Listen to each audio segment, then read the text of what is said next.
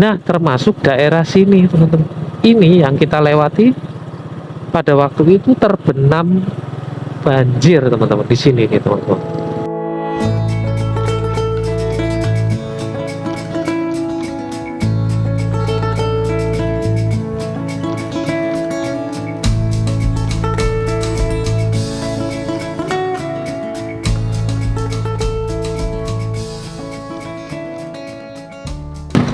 Halo, selamat datang kembali di channel ini ya, saudaraku, sahabatku, teman-temanku tercinta, Kulinone Story. Selamat datang di Kulinone Story, channel yang menyajikan cerita-cerita unik sambil naik motor ya. Ada kalanya kita mengunjungi tempat, ada kalanya kita hanya bercerita saja ya, teman-teman. Seperti sore hari ini kebetulan untuk Mimin ya melewati wilayah pedesaan ini teman-teman ya. Wilayahnya lumayan asri, suasananya juga sore begini ya teman-teman. Mimin sampaikan bagi teman-teman yang sekiranya baru saja menemukan channel ini, untuk mengetahui perkembangan video petualangan channel ini, teman-teman bisa melakukan subscribe ya apabila ingin mengikuti perkembangan selanjutnya. Misal ini video barunya kapan ya, channel itu kelanjutannya bagaimana, silahkan subscribe. Bila teman-teman suka bisa like, dan jika ingin berbagi informasi, teman-teman bisa share. Demikian teman-teman. Lalu sore ini agenda kita apa? Untuk kali ini Mimin terposisi di daerah Jalan Imogiri Barat ya. Ini pertengahannya gitu. Jadi ini pelosoknya. Kalau teman-teman di Jalan Imogiri Barat, kemudian nanti ke selatan, kemudian ada pom bensin ya, itu selatan dikit, kemudian masuk. Nah, di situ Mimin berada ya. Ini sedang kita berjalan-jalan dan melihat ya suasananya.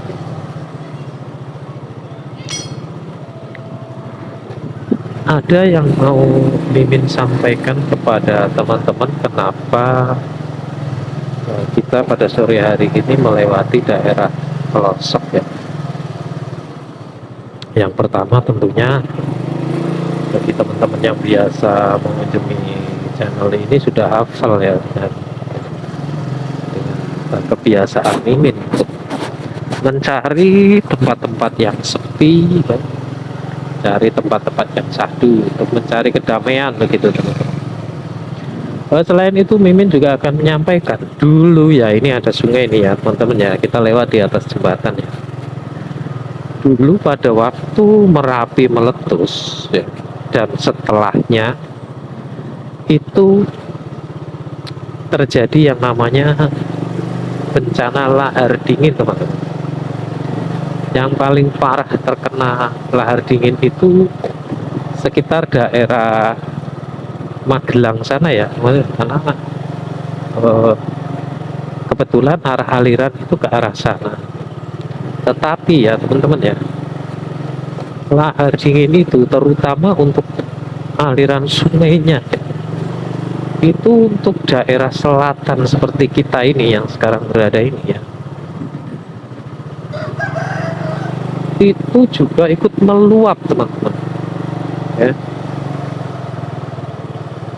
Pada waktu itu di utara ya terjadi banjir lahar dingin, itu mendorong karena ada jutaan, mungkin ribuan juta atau apalah istilahnya itu ya, material turun dalam bentuk air itu dilalah waktu itu ya.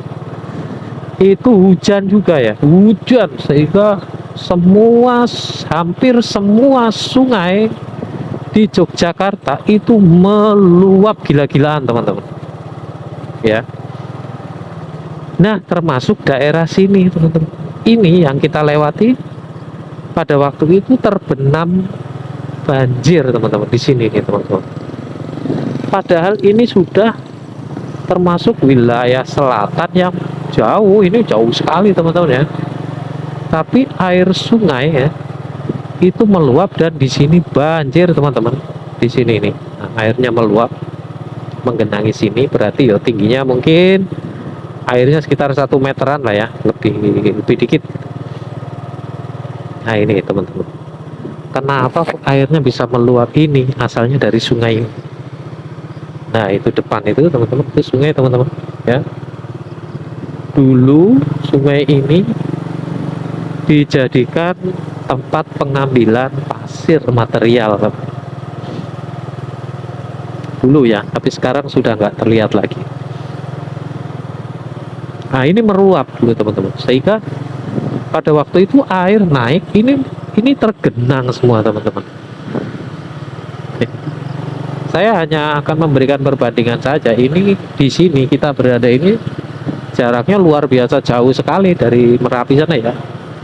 Tapi ternyata masih terjangkau juga oleh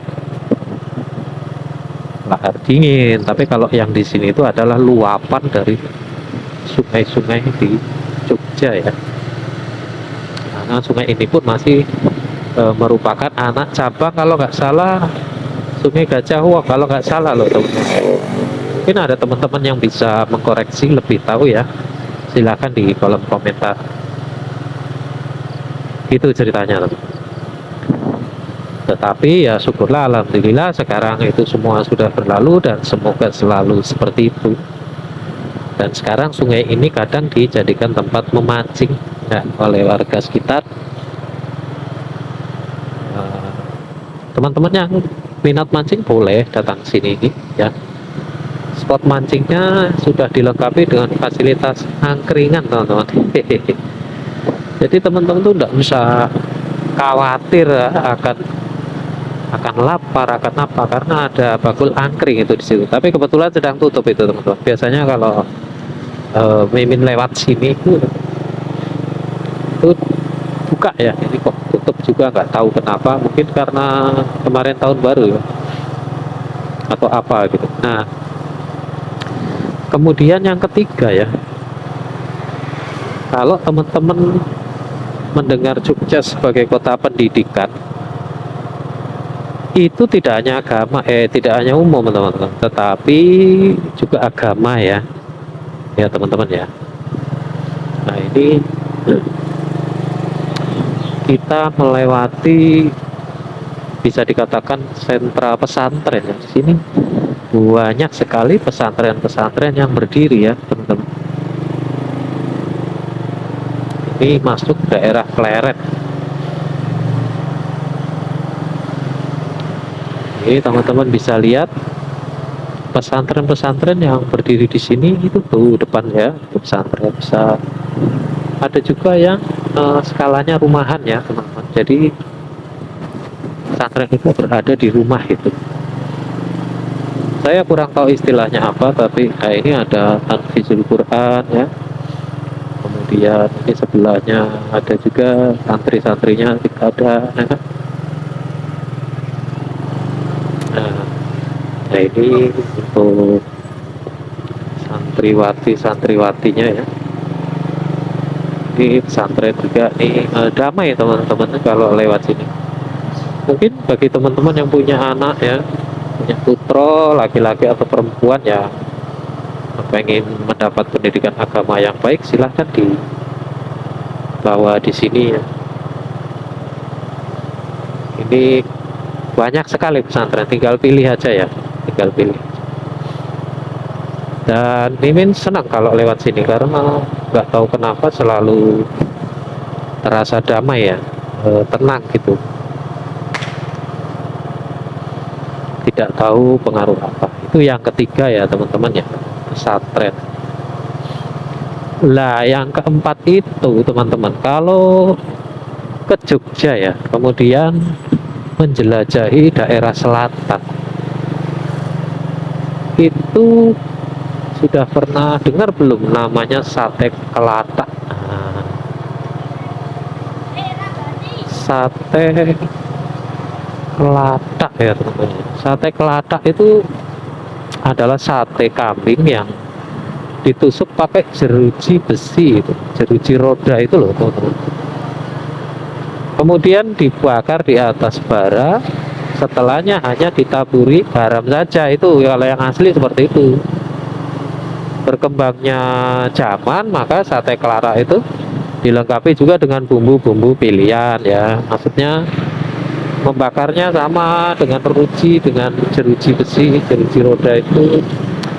Tetapi ada bumbu yang disediakan gitu di sampingnya. Silakan mau dimakan enggak. Tapi kalau aslinya ya hanya garam aja, hanya ditaburi garam begitu kelatak. Nah di sini sentranya teman-teman. Ya. Tuh, sate kambing juga lah. Di sini ada kelatak. Ah, rata-rata semua penjual sate di sini menjual sate kelatak. Jadi sate kelatak itu jenis sate yang punya nama khusus karena cara pengolahannya ya teman-teman. Cara mengolahnya itu tadi pakai besi itu kan. Rasanya enak. Moga teman-teman kalau ke Jogja, ke daerah selatan ya, bisa mengunjungi sentra sate kelatak. Tinggal milih kalau di sini teman-teman.